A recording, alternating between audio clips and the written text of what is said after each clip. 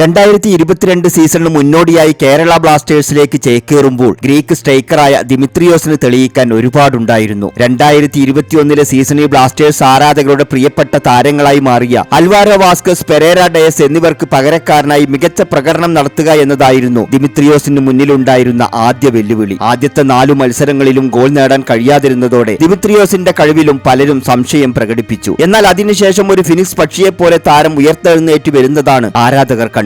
പിന്നീടുള്ള 16 മത്സരങ്ങളിൽ നിന്നും 10 ഗോളുകൾ അടിച്ചുകൂട്ടിയ താരം തന്റെ ചുമതല വളരെ ഭംഗിയായി നിറവേറ്റി ആരാധകരുടെ മനസ്സ് കീഴടക്കുന്നതാണ് കണ്ടത്. 2023 സീസണിന്റെ തുടക്കത്തിൽ ദിമിത്രിയോസ് ഗോളുകൾ നേടിയിരുന്നുവെങ്കിലും താരത്തിനെതിരെ ചെറിയ തോതിലുള്ള വിമർശനങ്ങളും ഉണ്ടായി. തളികയിൽ എന്ന പോലെ പാസുകൾ നൽകിയാൽ മാത്രമേ ദിമിത്രിയോസിന് ഗോളുകൾ നേടാൻ കഴിയൂവെന്നും കൂടുതൽ അധ്വാനിക്കുന്നില്ലെന്നും ആരാധകർ വിധിയെഴുതി. എന്നാൽ സീസൺ പകുതി പിന്നിടുമ്പോൾ വീണ്ടും ആരാധകരുടെ മനസ്സ് കവർന്നു നിൽക്കുകയാണ് 30-കാരനായ ഗ്രീക്ക് താരം. കഴിഞ്ഞ സീസണിൽ 2-3 ഗോളുകൾ കൂടി നേടാൻ കഴിഞ്ഞിരുന്നുവെങ്കിൽ ISL ഗോൾഡൻ ബൂട്ട് സ്വന്തമാക്കാൻ ദിമിത്രിയോസിന് കഴിയുമായിരുന്നു. ഈ സീസണിൽ താരം നടത്തുന്ന പ്രകടനം ലീഗിലെ ഗോൾഡൻ ബൂട്ട് സ്വന്തമാക്കാൻ സാധ്യതയുള്ളതാണ്. നിലവിൽ 7 ഗോളുകളുമായി ലീഗിലെ ടോപ്പ് സ്കോറർ ദിമിത്രിയോസ് ആണ്. അതിനു പുറമെ 2 ഗോളുകൾക്ക് വഴിയൊരുക്കിയതും ഈ താരമാണ്. നിങ്ങൾ ഈ ചാനൽ സബ്സ്ക്രൈബ് ചെയ്തിട്ടില്ലെങ്കിൽ ദയവ് ചെയ്ത് ചാനൽ ഒന്ന് സബ്സ്ക്രൈബ് ചെയ്യുക.